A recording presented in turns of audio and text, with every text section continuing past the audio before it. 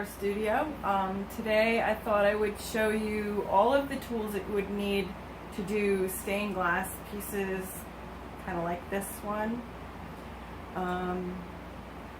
So we'll go forward and I'll show you all the tools and things that you would need right away, and things that you might want to buy a little bit later on as you get better in your glass work. So let's get started. I'll go over some of these tools with you. So the first thing that you want to do in glasswork is get your design. You can either get a design off the internet from someone else, or you can make your own. And in this case I made my own, and I just used a sheet of paper. I sketched out what I wanted for the design, and then I used a dark Sharpie marker to go around all of my lead designs. So those would be where the glass would be cut out, and then you would number each piece, 1, 2, 3, and etc. And then what you would do is take a pair of foiling shears. They have a special it's a double blade shears that cuts out the foiling line. It leaves space for the foil, so when you solder, the pieces will fit together properly, and the piece won't grow. So you would cut this out, but first what I would do is trace this onto cardstock and then use the cardstock for my pieces. And you take each piece and lay them out on your glass. So you would want to have a pencil or something to sketch with, and a black Sharpie. You'll also want to get a silver Sharpie for marking your patterns on to the dark glass pieces. So you'll need those things, and you'll need the shears if you're going to be cutting pieces out. So the next thing you would want to get is a glass cutter tool, such as this. They weren't too expensive. I got 2 of them and an oil dropper for $10. And this one you can fill with oil, but I wouldn't suggest you fill it with oil because it just makes a mess. So what I do is I went to Hobby Lobby, and these cost me $1. They were actually $2, but they were on sale, 50% off, and I got them for $1. So they work perfectly for what you would need is the glass cutting oil to use with the tool. So you would need the glass cutting oil, and you would need this. You wouldn't necessarily need the glass jar, but I like to use the glass jar so that I don't spill over my cutting oil as much. So you would use your cardboard pattern pieces, and you would lay them out on your glass. So some people like to glue them onto the glass and work that way. You need a glue stick for that. I found that the glue tended to loosen up on me when I used my grinder, but if you're not using a grinder, that will work just fine for you. So moving on, you will also need some glass. To begin with, you could start out using a glass panel from an old picture frame. That would work. You can go to Hobby Lobby. They sell glass. They're about $8 to $10 a sheet. This is a piece of blue cathedral glass. It has a texture on one side, and it's very smooth on the back. So you would cut your pattern out of using the back side where there's no texture with the tool, and you would cut your pattern out, and I will show you how to cut glass in another video. This is a tools video. So cutting the glass, like I said, you would need this tool. You will need a pair of grozing or breaking pliers. These have a special rounded tip and a center line. And what you would do is you would put this on your score line on the glass, and when you push down on it, it will push on both sides of the glass. This is a handy tool and you really do need this, but you can get away without using it if you're just starting out. You could just simply put your hands on both sides and pull and down, and that will give you the same effect. These are a handy tool to have, and you should really get them if you're going to do stained glass work. Also, I wanted to mention these are called glass cutting tools. They do not cut glass. What they do is there's a little wheel on the edge here, and it simply scores the glass. So you would use this to score the line where you want the glass to break, and then you would use your tool to break the glass. Also, I would use a pair of running pliers. Actually, no, I'm sorry. These are called running pliers. These are called grazing pliers. These you take and you snip away at the glass, and you just break the glass off as you go to get the finer pieces of glass that you need to remove off. You can also use these. These are glass cutting tools, and they're called glass nippers, and they will also work for that as well. Then moving on, you might want to use a ruler for straight lines. I would suggest you have a ruler. And then you would need to have the solder for the item when you go to solder, which is a 60-40 solder, and that you will need. You will also need some copper foil tape. This is silver-backed copper foil. It's 7/32 in size. Your typical stained glass pieces will be about 1/8 of an inch wide, so this would be perfect for that to use. You will need that. You will need a flux, and I use the Novacan liquid flux. You don't need a lot of flux when you're working.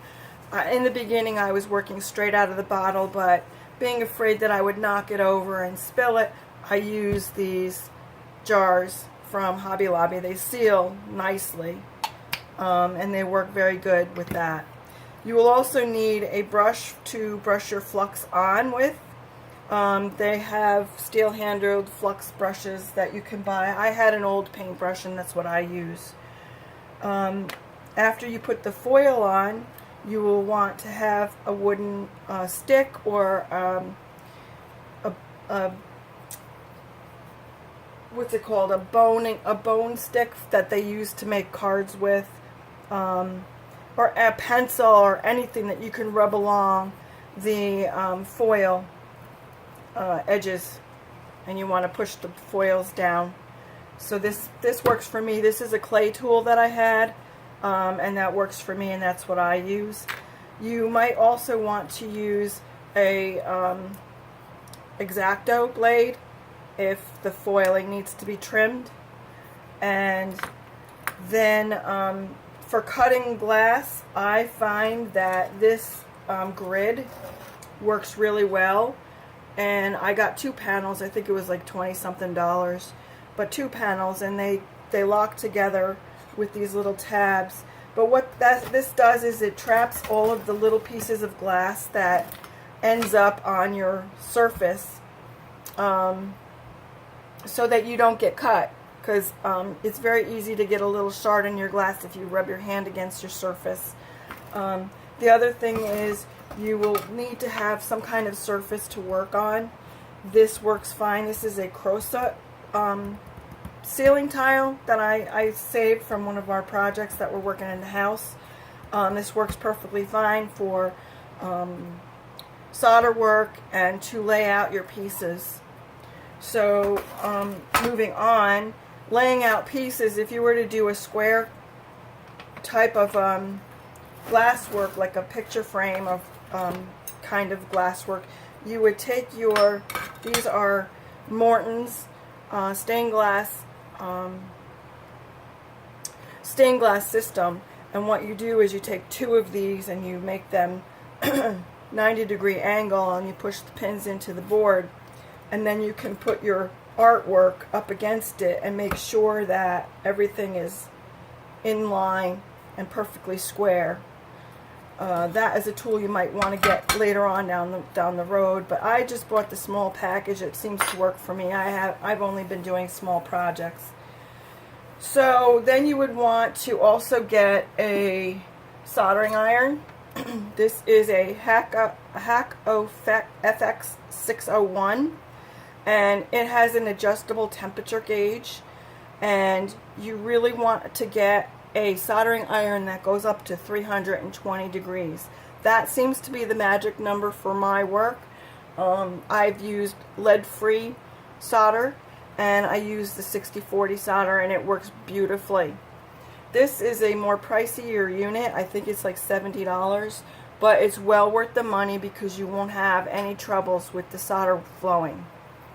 The other thing you might want to get is a solder iron holder, which fits up like that, and mine is a Hacko 633, and it came with the solder iron cleaning tool, which is like a scrubby pad that cleans off the solder off of the brush. Hold on a second.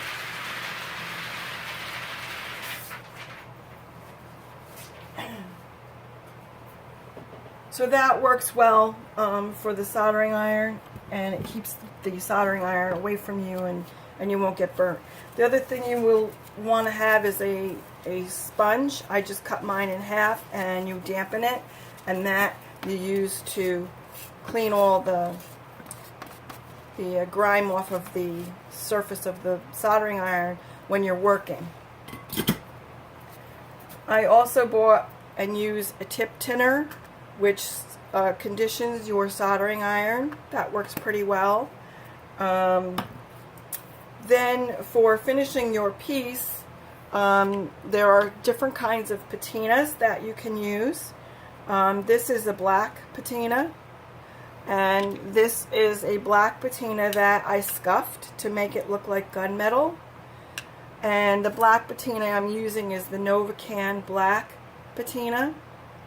Then there's also a copper patina, which I used on this piece, which changes the surface of the solder to copper color. And this is the Novacan Copper Bright copper patina for solder. Also, what you will want to do if you are doing hanging pieces is make some hangers. You can either buy them. I don't buy them because I'm a jewelry person and I can make them.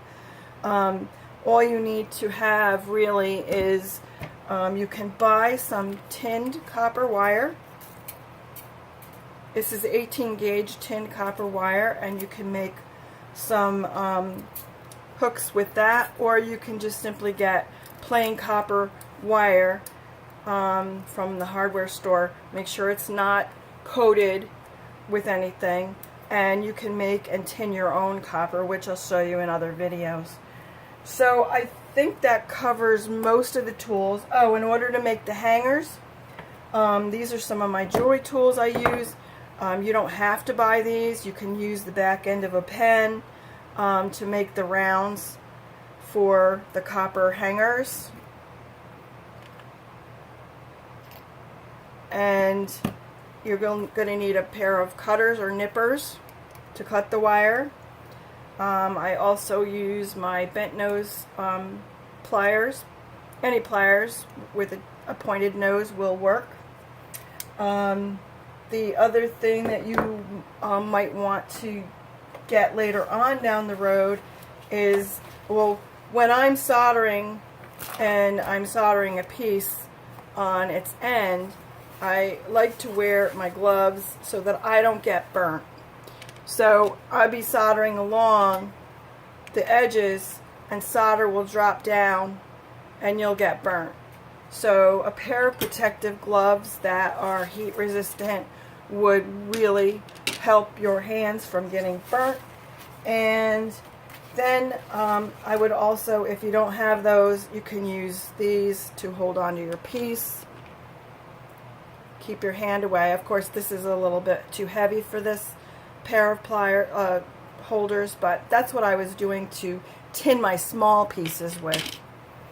Then moving on, we have our grinding machine, and I have a protective wall because it does splash water around out the back, and this piece of sponge goes down into the water. Water sits down into the channel here, and the sponge keeps the bit, which goes on this, moistened. There's a wrench that you use to adjust this, and you would adjust it something like that, and you'd tighten it on. The other thing that I use is I use a crochet hook, and that helps me to pull this out. But we'll go into further detail about the machine. This is pricey. It's about $100 or so.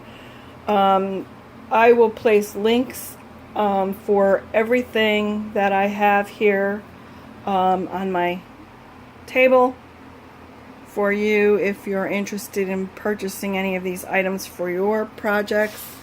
I am an Amazon affiliate, and if you click on the links to the products and you do make a purchase, I do make a small commission on that purchase, but it doesn't cost anything extra for you. It just simply helps support my channel and my art. So if you do make a purchase, I thank you, and I hope this video is helpful to someone who is just starting out in the glass work. It is a lot of fun, and you can make some really cool projects. And this design here I made in the interest of Valentine's Day coming forward. So kind of looks like that.